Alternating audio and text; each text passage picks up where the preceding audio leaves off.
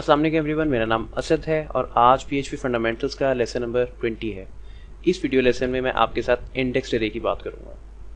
PHP में दो तरह की एरेज हैं। जो एक एरे की टाइप है उसे इंडेक्स्ड एरे कहते हैं और जो दूसरी टाइप है उसे एसोसिएटिव एरे कहते हैं। तो मैंने इस वीडियो लेसन को दो वीडियो लेसन्स में स्प्लिट कर लिया है। जो ये वाला लेसन है इसमें मैं आपके साथ इंडेक्स्ड एरे के बारे में बात करूंगा। आगे मूव करते हैं और सबसे पहले देखते हैं कि एरे क्या है।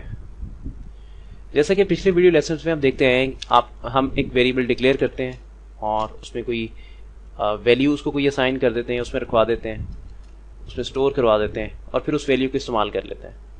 और मैंने आपको बताया था कि एक वेरिएबल के अंदर एक टाइम पे एक ही वैल्यू आ सकती है। जैसे फॉर एग्जांपल मैंने यहाँ पे लिखा x और x को मैंने 15 असाइन कर दिया। मैंने फिर से x लिखा और यहाँ पे उसको 50 असाइन कर दिया। अब अगर मैं x की वैल्यू चेक करना चाहता हूँ तो x के अंदर 50 पड़ा होगा, 15 खत्म हो चुका होगा, यानी कि x ओवरराइट हो गया पुरानी वैल्यू के साथ। तो ओवरराइट हो जाने के बाद जो उसमें न्यू वैल्यू आ गई वो 50 आ गई। ब्राउजर में चलते हैं, रिफ्रेश, और ये देखें आपको 50 नजर आ गया। तो अभी तक जो हमने बात की थी उसमें ये देखा था कि जो एक वेरिएबल है उसमें सिर्फ एक ही वैल्यू आ सकती है, एक से ज्यादा वैल्यूज नहीं आ सकती। अब यहां पे सवाल ये पैदा होता है कि अगर हमारे पास कोई कभी ऐसी रिक्वायरमेंट आ जाती है कि हम एक से ज्यादा वैल्यूज किसी एक वेरिएबल में स्टोर करवाना चाहें तो क्या करेंगे। यहां पे एरे का कॉन्सेप्ट आता है। एरे एक डाटा स्ट्रक्चर है। डाटा स्ट्रक्चर का मतलब होता है कोई ऐसा तरीकाकार, कोई ऐसा स्पेसिफिक वे, कोई ऐसा स्पेशलाइज्ड वे जिसकी बेस पे हम अपना डाटा स्टोर करते हैं। और एरे एक कॉन्टिगुअस मेमोरी होती है। उसमें सेल्स, मेमोरी के सेल्स बने हुए होते हैं, आप कह लें बॉक्सेस बने हुए होते हैं और हर बॉक्स के अंदर डाटा पड़ा हुआ होता है और हर बॉक्स का एक स्पेसिफिक एड्रेस होता है। आप उस एड्रेस पे जाते हैं और उस वैल्यू को एक्सेस कर सकते हैं। अगर तो मैं इसी तरह से बोलता रहूंगा, चीजें एक्सप्लेन करता रहूंगा तो चीजें आपकी समझ में नहीं आएंगी। इसको थोड़ा सा विजुअलाइज कर लेते हैं। माइक्रोसॉफ्ट पेंट की इस विंडो पे मैंने एक इमेज को कॉपी किया हुआ है और इसको कंसिडर कर लेते हैं कि ये एक एरे है और एरे इसी तरह से नजर आती है। उसको अगर आप विजुअलाइज करते हैं तो एरे ऐसे नजर आती है। ये एक काफी बड़ा सा आपको बॉक्स नजर आ रहा है। इस बॉक्स के अंदर कुछ डाटा पड़ा हुआ है। वो डाटा कौन सा है? ये 1 डाटा है, उसके बाद ये 2 भी डाटा है, यानी कि जो कुछ भी ये बॉक्सेस के अंदर लिखा हुआ आपको नजर आ रहा है ये डाटा है असल में।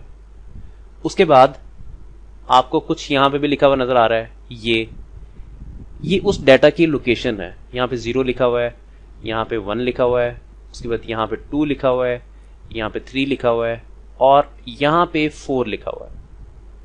और ये जो एक बड़ा सा आपको बॉक्स एक बना हुआ नजर आ रहा है, उसके अंदर बाकी के काफी सारे सेल्स आपको बने हुए नजर आ रहे हैं। इस बड़े बॉक्स का नाम A है। इसको आप $A कंसिडर कर सकते हैं। अब फॉर एग्जाम्पल यहां पर आपने अगर ये वाली वैल्यू प्रिंट करवाना थी जो कि 1 है तो हमें उसकी लोकेशन बताना पड़ेगी। वो वैल्यू किस लोकेशन पे पड़ी हुई है, उसकी लोकेशन को बताने का सिंटेक्स जो है मैं यहां पे मेंशन कर देता हूं। उसके लिए लिखना होगा एरे का नाम, लेट्स सपोज $A, और जिस लोकेशन पे वैल्यू पड़ी है जिसको आप प्रिंट करवाना चाहते हैं। फॉर एग्जांपल मैं चाहता हूं कि मैंने 1 को यूज करना है। मैं लिखूंगा स्क्वायर ब्रैकेट्स, स्क्वायर ब्रैकेट के अंदर उसकी लोकेशन लिखूंगा। ये जो लोकेशन मैंने लिखी है, ये जो मैंने 0 लिखा हुआ है, इसे इंडेक्स नंबर कहते हैं। यानी कि जितनी भी वैल्यूज पड़ी हुई हैं, 1 है, नीचे 2 है, 4 है, 8 है, 16 है, ये किसी स्पेसिफिक इंडेक्स नंबर पे पड़ा हुआ है। ऊपर जो स्क्वायर ब्रैकेट्स आपको नजर आ रही हैं, स्क्वायर ब्रैकेट्स के अंदर जो वैल्यूज आपको नजर आ रही हैं उन्हें इंडेक्स नंबर कहते हैं। मतलब ये वाली 1 भी इंडेक्स नंबर है, उसके बाद 0 भी इंडेक्स नंबर है और 2 भी इंडेक्स नंबर है, उसके बाद 3 भी इंडेक्स नंबर है। वापिस चलते हैं टेक्स्ट एडिटर पे और आपके सामने मैं कुछ एग्जांपल्स करता हूं। सबसे पहले तो एरे को डिक्लेयर करने का सिंटेक्स देख लेते हैं। जब भी आप एरे डिक्लेयर करते हैं तो उसके दो तरह के सिंटेक्सेस हैं। जो एक सिंटेक्स है उसके लिए सबसे पहले आप वेरिएबल डिक्लेयर करते हैं। लेट्स सपोज ARR, या मैं A खाली लिख लेता हूं, इक्वल्स टू ARRAY। एरे के नाम से एक प्री डिफाइंड फंक्शन है PHP लैंग्वेज में, आप इसको भी इस्तेमाल कर सकते हैं। ये पुराना वाला मेथड है। जो पुराना वाला मेथड है उसमें इस तरह से एरे डिक्लेयर की जाती थी। अब ये जो मेथड है ये बेसिकली एक एरे है और वो जो एरे है वो इस $a के नाम से वेरिएबल को असाइन हो रही है। अब जो $a के नाम से वेरिएबल है इसमें हम वैल्यूज डाल सकते हैं, तो इसको ज्यादा सिंपल रखने के लिए मैं यहां पे कुछ वैल्यूज इनिशियली डाल देता हूं। For example 20, 35, 60, 100। हमेशा एक चीज याद रखें, जब भी एरे स्टार्ट होती है, एरे के जो इंडेक्स नंबर्स हैं वो 0 से स्टार्ट होते हैं।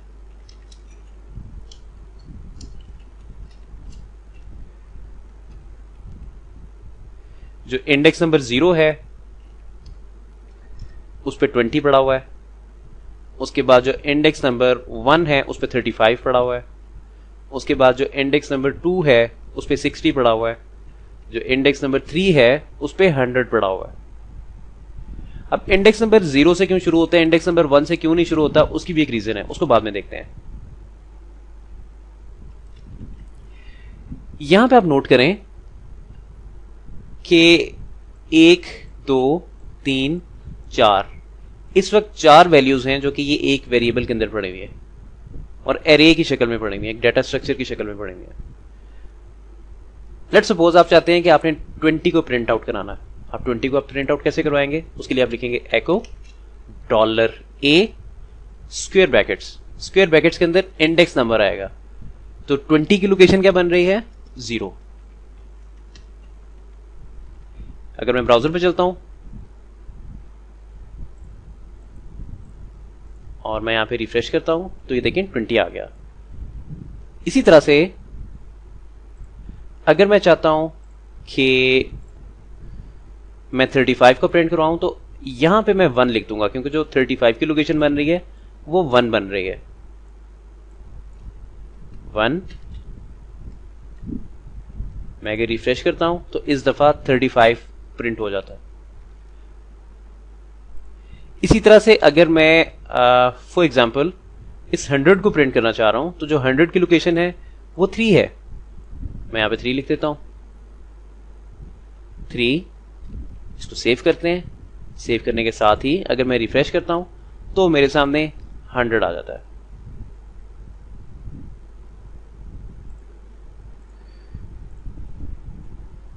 एरे को जब आप डेटा असाइन कर रहे होते हैं तो आप उसको इस तरह से भी लिख सकते हैं, मतलब लाइन बाय लाइन भी लिख सकते हैं। जब आपकी एरे बहुत ज्यादा कॉम्प्लेक्स होती है, अगर आप उसको इस तरह से लिखते हैं तो ये थोड़ा सा रीडेबल हो जाता है। इस तरह से लिखने का मकसद सिर्फ ये है, लेकिन अभी आपकी अंडरस्टैंडिंग के लिए इसको मैं एक लाइन में रहने देता हूं, क्योंकि ऊपर मैंने 7 इंडेक्स नंबर्स भी लिखे हुए हैं। अब एरे के अंदर कोई भी वैल्यू आ सकती है, कोई स्ट्रिंग आ सकती है, कुछ किसी भी टाइप की वैल्यू आ सकती है। जितनी भी डेटा टाइप्स हमने डिस्कस की थी उनमें से कोई भी डेटा टाइप एरे के अंदर आ सकती है। तो आपको याद होगा जो डेटा टाइप्स थी उनके अंदर एरे भी अवेलेबल थी। इससे ये भी चीज साबित होती है कि एरे के अंदर एरे भी आ सकती है। अब एरे के अंदर एरे कैसे आ सकती है, अब इस टाइप की एग्जांपल कर लेते हैं। यहां पे मैं एक एरे बनाता हूं BARRAY। जो मैंने B के नाम से एरे बनाई उसमें अब मैं $a वाली एरे डाल रहा हूं। यहां पे मैं लिख देता हूं $a। ऊपर नोट करें, मैंने आपको बताया था कि एरे के जो इंडेक्सेस हैं हमेशा 0 से शुरू होते हैं, यानी कि जो भी एरे में सबसे पहली वैल्यू आएगी वो इंडेक्स नंबर 0 पे ऑटोमेटिकली चली जाएगी। उसकी जो लोकेशन बनेगी वो इंडेक्स नंबर 0 पे बनेगी। मैं इस पार्ट को कॉपी कर लेता हूं, यहां पे पेस्ट कर देता हूं। तो जो इस टाइम पे नीचे $a पड़ा हुआ है वो लोकेशन नंबर 0 पे पड़ा हुआ है। किसकी लोकेशन नंबर 0? $b की लोकेशन नंबर 0 पे। अब मैं यहां पे लिखता हूं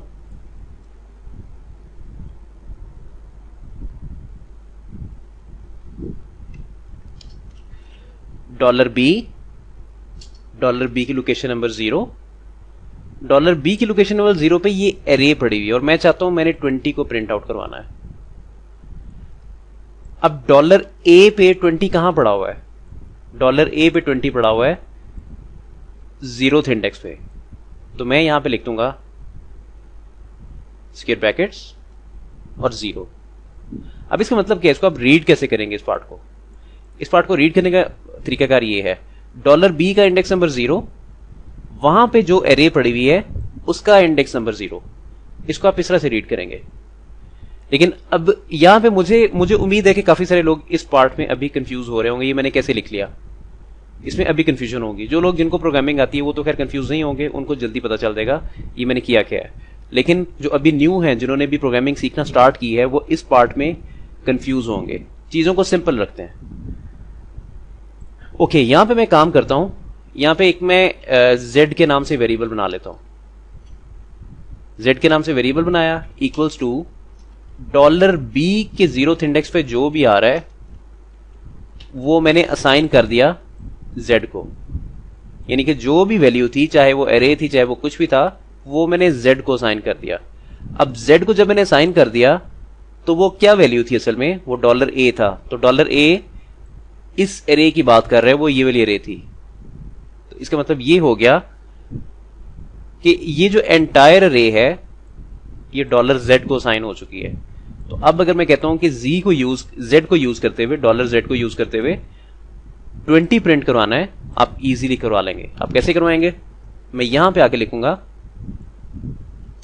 $z स्क्वायर ब्रैकेट्स और 0। क्यों? क्योंकि $b का जो 0th इंडेक्स है वहां पे $a पड़ा हुआ है, और जो $a था जब मैंने इस तरह से लिखा, 0th इंडेक्स पे जो भी वैल्यू थी वो $z को साइन हो गई। अब $z का अगर मैं 0th इंडेक्स देखता हूं तो उस पे 20 पड़ा हुआ है, मतलब ये जो सेम एरे है वो z को भी साइन हो गई। Simple enough. ओके, अब जो पहले मैंने लिखा था, मैंने कुछ इस तरह से लिखा हुआ था, एको $b 0 0, वो काम मैंने इस तरह से कुछ किया होता। अब यहां पे मैंने कहा था काफी सारे लोग कंफ्यूज होंगे। कंफ्यूज कैसे होंगे, अब उस कंफ्यूजन को दूर कर लेते हैं। यहां पे आप एक चीज नोट करें, मैंने यहां पे लिखा हुआ है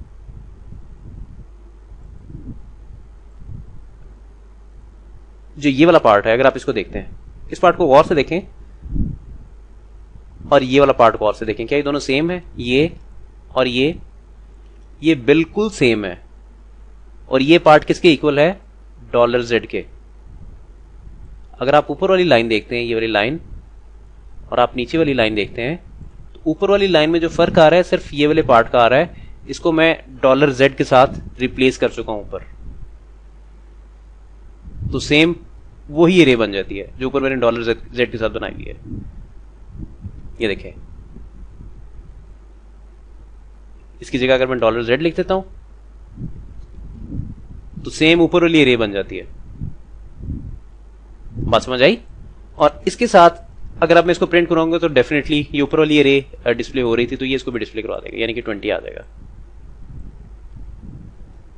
इसका एक और आसान तरीका है। वो आसान तरीका क्या है, अभी मैं आपको सिर्फ लेके आता हूं। उसकी वजह से आप एरे की लोकेशंस, जो इंडेक्स नंबर्स हैं, आप उनको इजीली एक्सेस कर पाएंगे, आप उस लोकेशन तक इजीली जा सकेंगे। यहां पर मैं लिखता हूं एको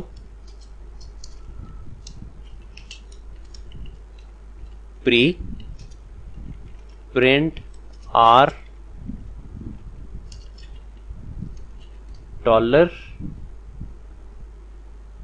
$b।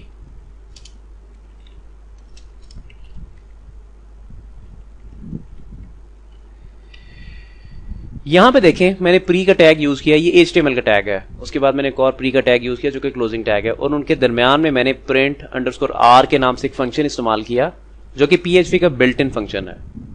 जिन लोगों को फंक्शंस का नहीं पता, अगर उनको इस बात की समझ नहीं आती तो कोई मसला नहीं है, अभी वो कंसिडर कर लेंगे, इसको ऐसे ही लिखना है।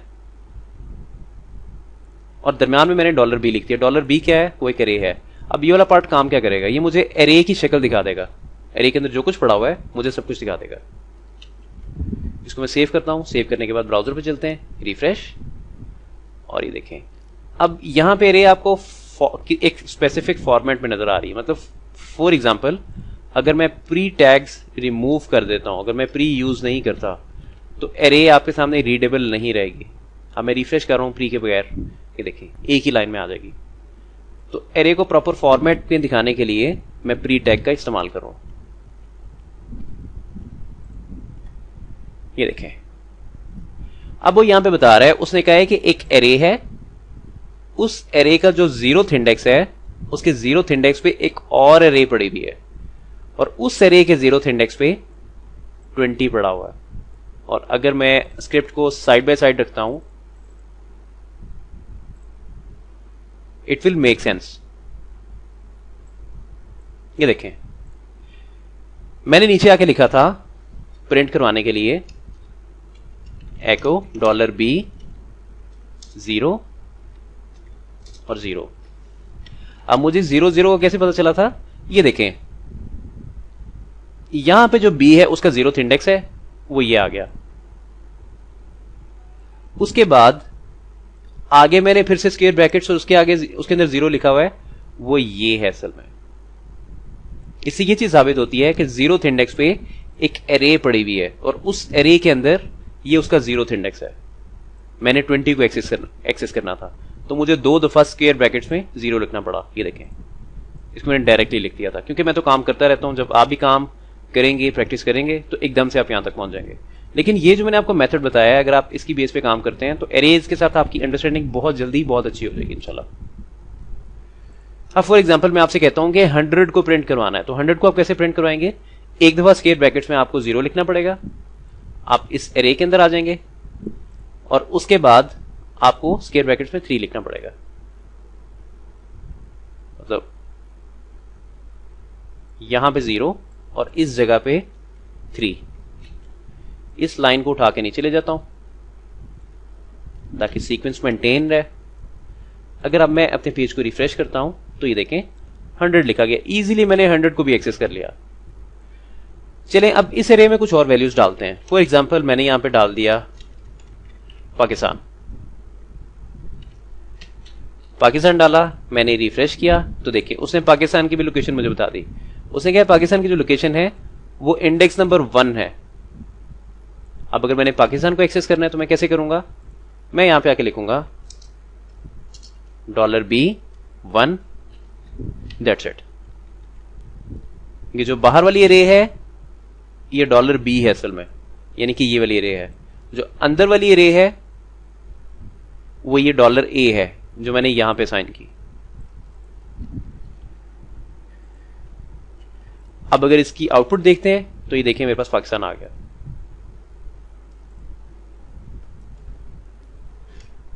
उसके बाद अब यहां पे मैं एक और एरे इसको साइन कर देता हूं। एरे आप इस तरह डायरेक्टली भी साइन कर सकते हैं। पहले मैंने उसको किसी वेरिएबल में स्टोर किया था, फिर मैंने उस वेरिएबल का नाम यहां पे लिखा था, वैसे भी कर सकते हैं।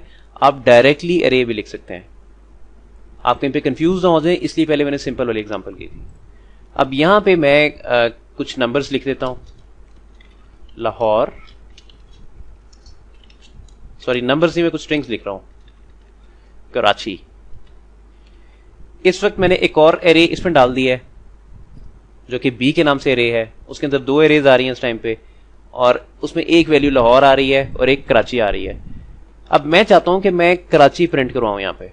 अब कराची प्रिंट कैसे होगा? मैं पेज रिफ्रेश करता हूं, इस लाइन को रिमूव करता हूं, सेव, रिफ्रेश।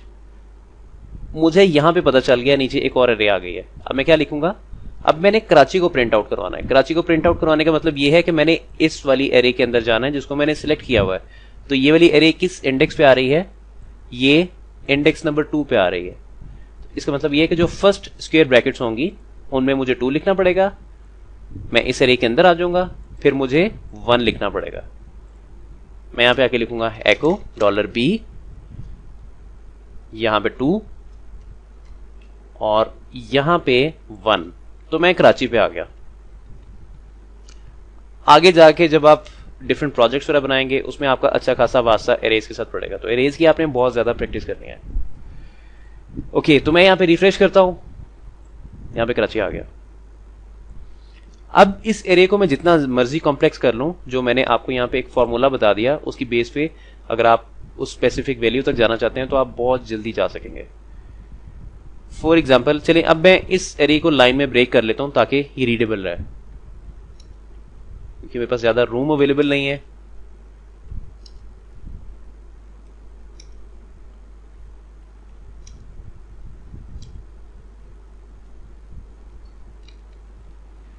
ये हमारे पास एरे इस तरह से नजर आ रही है, ठीक है। अब इस जगह पे कॉमा लगा के मैं इसको एक और एरे असाइन कर देता हूं, एरे, और इस एरे के अंदर एक और एरे आ गई, और इसके अंदर एक और एरे आ गई। अब देखेंगे तीसरा चौथा लेवल आ गया एरे का। इसके अंदर आके मैं लिखता हूं डॉग, उसके आगे कैट। अब कैट को मैं प्रिंट करवाना चाहता हूं, तो मैं कैट तक कैसे पहुंचूंगा? रिफ्रेश करते हैं। रिफ्रेश करने के बाद मेरे पास एरे कुछ इस तरह से आ गई है।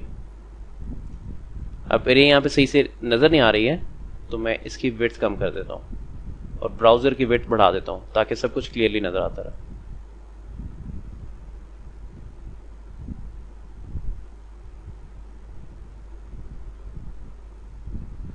ओके, अब मैंने जाना है कैट पे। मैं कैट पे कैसे जाऊंगा? मुझे नजर आ रहा है कि कैट यहां पे लिखा हुआ है, तो कैट तक पहुंचने के लिए सबसे पहले मुझे बाहर से आना पड़ेगा, यानी कि जो बाहर वाली एरे है यहां से आना पड़ेगा, इस जगह से 0 1 2 3, जो 3 नंबर इंडेक्स है वहां से कैट तक जाने का रास्ता है। तो सबसे पहले स्क्वायर ब्रैकेट्स में 3 लिखूंगा, फिर मैं लिखूंगा 0, फिर मैं लिखूंगा 0, फिर मैं लिखूंगा स्क्वायर ब्रैकेट्स में 1। ये क्या बनेगा? स्क्वायर ब्रैकेट्स में 3, फिर स्क्वायर ब्रैकेट्स में 0, फिर स्क्वायर ब्रैकेट्स में 0, फिर 1, तो 3 0 0 1 स्क्वायर ब्रैकेट्स में आएगा, और मैं कैट को प्रिंट करवा लूंगा। अब आपके सामने देखें कितनी कॉम्प्लेक्स एरे आई, और वो जो स्पेसिफिक वैल्यू थी कैट के नाम से उसको मैंने एक्सेस कर लिया। इसको एक्सेस करके देखते हैं। सबसे पहले 3 आउटर मोस्ट, फिर जो नेक्स्ट है वो 0, यहां पे 0 आ गया, फिर स्क्वायर ब्रैकेट्स, उसमें फिर से 0 आ गया, यहां पे भी 0 आ गया, और फिर स्क्वायर ब्रैकेट्स यहां पे 1 आ गया, और इस जगह पे 1 आ गया। अगर अब मैं रिफ्रेश करता हूं तो रिफ्रेश करने पे, स्क्रॉल डाउन करने पे, वो देखिए मेरे पास कैट आ गया। तो देखें काम कितना आसान हो गया। ओके, जो इसमें दूसरा मेथड है एरे को डिक्लेयर करने का, मैं आपको वो भी दिखा देता हूं।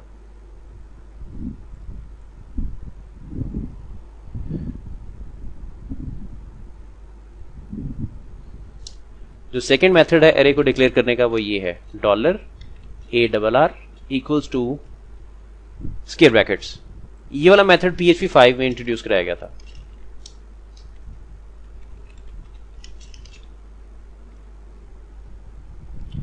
आप इस तरह से भी काम कर सकते हैं। अब जो ऊपर मेरे पास एरेज आपको नजर आ रही हैं, जो हम लोग ऑलरेडी काम करते आ रहे हैं, उसको मैं इसमें कन्वर्ट करता हूं। अब इसमें कन्वर्ट कैसे किया जाएगा?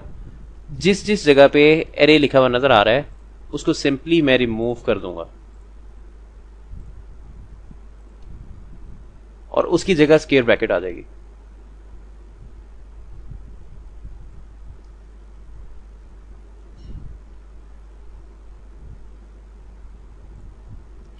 उसके बाद यहां पे और यहां पे, उसके बाद यहां पे, यहां पे, यहां पे और यहां पे, ये तमाम की तमाम क्लोजिंग ब्रैकेट्स जो हैं वो भी स्क्वायर में आ जाएंगे, स्क्वायर ब्रैकेट्स। आई गेस यहां पे मैं कोई मिस्टेक कर गया हूं। चलें, इसको मैं 1 बाय 1 ठीक करता हूं। ये वाला पार्ट, ओपनिंग स्क्वायर ब्रैकेट, यहां पे क्लोजिंग स्क्वायर ब्रैकेट आ गई, और इस जगह पे इसको रिमूव करता हूं, ओपनिंग स्क्वायर ब्रैकेट, यहां पे भी ओपनिंग, यहां पे क्लोजिंग, इस जगह पे ओपनिंग, इस जगह पे भी ओपनिंग, इस जगह पे भी ओपनिंग, और यहां पे 3 दफा क्लोजिंग, और यहां पे भी क्लोजिंग। तो ये एग्जैक्ट जो मैंने भी आपको सिंटेक्स बताया था, ये वही बन गया।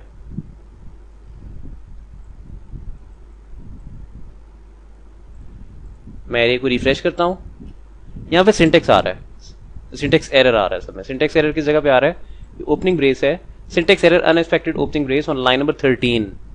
लाइन नंबर 13 पे मसला आ रहा है, ये देखें साथ एरे लिखा हुआ है, इसके साथ एरे नहीं आएगा, इसको मैंने रिमूव कर दिया।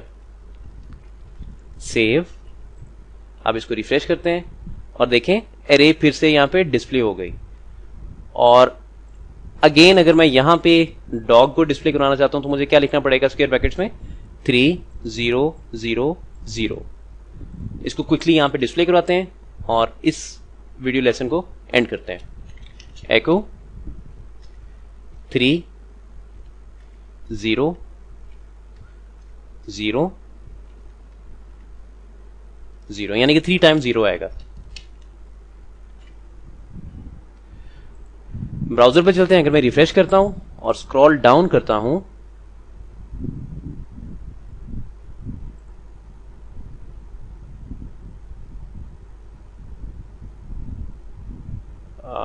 इसने कुछ भी प्रिंट नहीं करवाया। 3 0 0 और 0।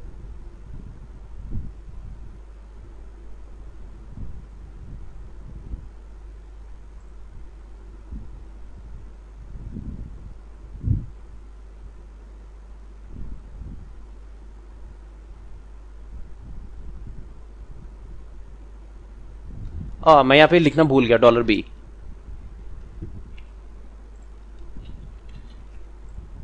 रिफ्रेश, जैसे मैंने रिफ्रेश कराया और ये देखें डॉग आ गया, जिसको मैं एक्सेस करना चाह रहा था। ओके, तो मेरे ख्याल में आज के लिए इतना काफ़ी है, और इसमें अगर आपको कोई कंफ्यूजन आती है आप मुझसे कांटेक्ट कर सकते हैं। जो नेक्स्ट वीडियो लेसन होगा वो भी एरे से रिलेटेड है, लेकिन उसमें मैं एसोसिएटिव एरेज के लिए बात करूंगा। लेकिन ये वीडियो लेसन अगर आप क्लियरली देख लेते हैं, अगर आपकी समझ में आ जाता है, तो नेक्स्ट वाला वीडियो लेसन भी आसानी के साथ आपकी समझ में आ जाएगा इंशाल्लाह। तो जो नेक्स्ट वीडियो लेसन है उसमें मुलाकात होगी। तब तक के लिए इजाजत, अल्लाह हाफिज।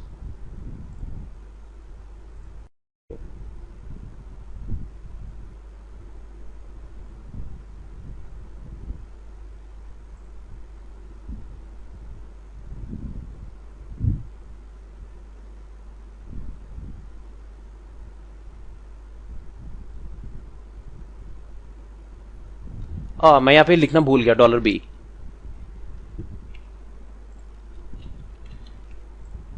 रिफ्रेश, जैसे मैंने रिफ्रेश कराया और ये देखें डॉग आ गया, जिसको मैं एक्सेस करना चाह रहा था। ओके, तो मेरे ख्याल में आज के लिए इतना काफ़ी है, और इसमें अगर आपको कोई कंफ्यूजन आती है आप मुझसे कांटेक्ट कर सकते हैं। जो नेक्स्ट वीडियो लेसन होगा वो भी एरे से रिलेटेड है, लेकिन उसमें मैं एसोसिएटिव एरेज के लिए बात करूंगा। लेकिन ये वीडियो लेसन अगर आप क्लियरली देख लेते हैं, अगर आपकी समझ में आ जाता है, तो नेक्स्ट वाला वीडियो लेसन भी आसानी के साथ आपकी समझ में आ जाएगा इंशाल्लाह। तो जो नेक्स्ट वीडियो लेसन है उसमें मुलाकात होगी। तब तक के लिए इजाजत, अल्लाह हाफिज।